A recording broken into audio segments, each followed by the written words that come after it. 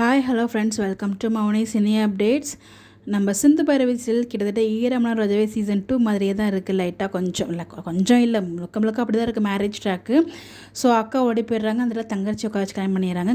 சிந்து பைரவி டீம்லேருந்து ஒரு ரீல்ஸ் ஒன்று ஷேர் பண்ணியிருந்தாங்க. அந்த ரீல்ஸில் வந்து பார்த்திங்கன்னா சிந்து காலத்தில் தாலி இருக்குது. அதாவது வந்து பார்த்திங்கன்னா நம்மளாம் சின்ன வயசில் வந்து கூட்டாஞ்சோறு ஆக்கி விளையாடுவோம், கொட்டாங்கச்சி வச்சு மண் குழம்பு சோறுன்னு அந்த மாதிரி தான் விளையாடுவோம். ஆனால் இவங்க வந்து பார்த்திங்கன்னா தாலி கட்டுற மாதிரி பொண்ணு மாப்பிள்ளை அப்படிங்கிற மாதிரிலாம் வந்து விளையாண்டுருப்பாங்க. அப்போ வந்து தாலி கட்டுறதுக்காக வச்சுருந்த அந்த தாலி கயிறு நம்ம சிந்துவோட கழுத்தில் இருக்குது. அதனால் ஒத்து பார்த்தீங்கன்னா உங்களுக்கே தெரியும், சிந்துவோட கழுத்தில் அந்த தாலி கயிறு இருக்குது. அப்போது சிந்து வந்து கடத்திருக்காங்க அப்படிங்கிற விஷயம் எப்படி தெரிய வந்துச்சு, ஸோ எப்படி போயிட்டு காப்பாற்றுறாங்க, அதுக்கப்புறம் எப்படி வந்து நம்ம சிந்துக்கும் சிவாவுக்கும் மேரேஜ் நடக்குது, எல்லாமே வந்து ஒரே நாளில் தான் நடக்க போகுது.